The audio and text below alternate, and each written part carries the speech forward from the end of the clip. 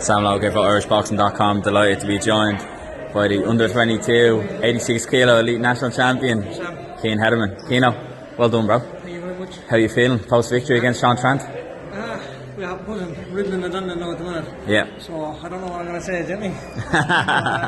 No, other than that, yeah, buzzing. Yeah. Go through your performance for me. How did you feel you got in there? What did you have to overcome from Sean, and what do you think you got off well in there? How well we knew each other. Probably due to we boxed each other previous in Portugal about a couple of weeks ago, so he knew everything. We knew each other to the ground, So coming in, I just knew he's good coaches. Monkstown Boxing Club was a great club, so I knew his coaches would put a great game plan in, and he came out very well in the first round. But look, I suppose all we can do is adapt it. We had a great plan ourselves, me and Ken. What was the plan? The plan was just keep him at bay. Look, strong, he's a unit of a kid, so keep him at bay with the jab, outbox him really, and sometimes he got past that and we had to settle for a bit of a brawl, but look, it's good, I know we are happy to go anywhere, Absolutely, it was maybe a little bit brawly at times, but you landed that straight backhand a good few times, straight down the middle.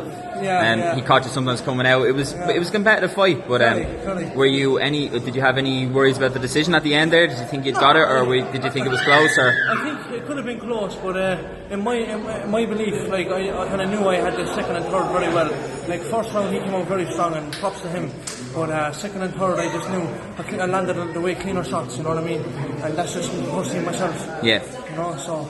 You've obviously been at it now a while, and you're coming on massively. I only seen you recently up in the Institute of Sport sparring with the elite. How much do you think that has added to your game, kind of getting those extra bits of sparring, being up at the high performance unit and stuff? Massively. Look, you're in there with Olympians, and that time I met you that weekend, we were sparring Jack Marley, an Olympian. He's just a legend of the sport, and then Joe Ward, Joe Ward is probably the best amateur boxer ever come out of here. So being in there, learning off them, and preparing yourself for your championships, there's no better sparring you can ever get, And so coming into this, I expect to win because with the way we train is you've done the preparation, hard, so it's months upon months putting our lives on end to train for this, So that's absolutely that's why I look at it now. Yeah, definitely. Win, You've had a bit of a transition as well in terms of where you're training and stuff. Remember we spoke and you kind of said you'd done a lot of good work with Sean and the pros and in that gym, but you'd kind of come away to train in an amateur gym.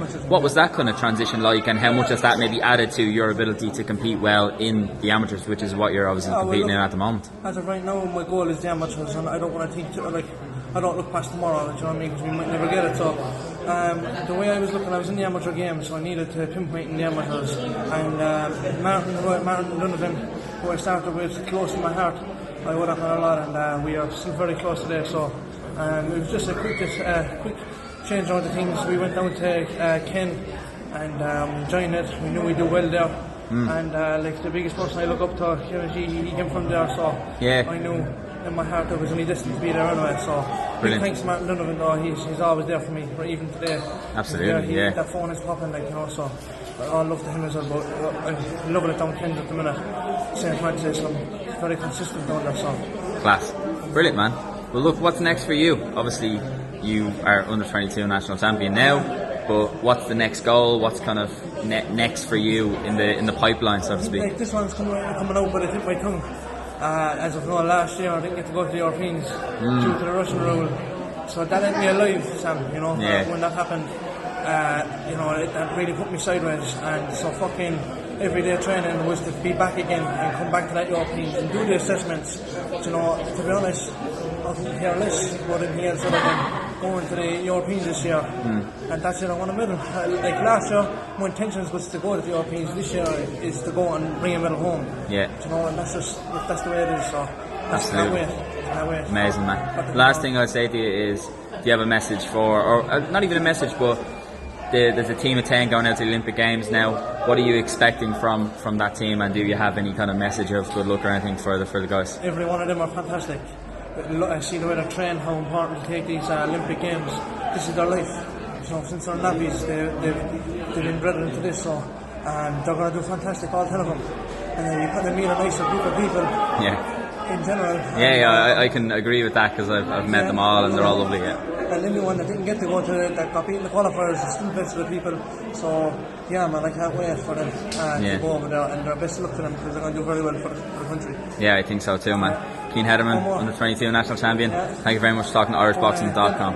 I'll dedicate this one to Kevin and Lee Helton as always. So yeah, that'll do. Gents, thanks, Kian. Good man. Good man.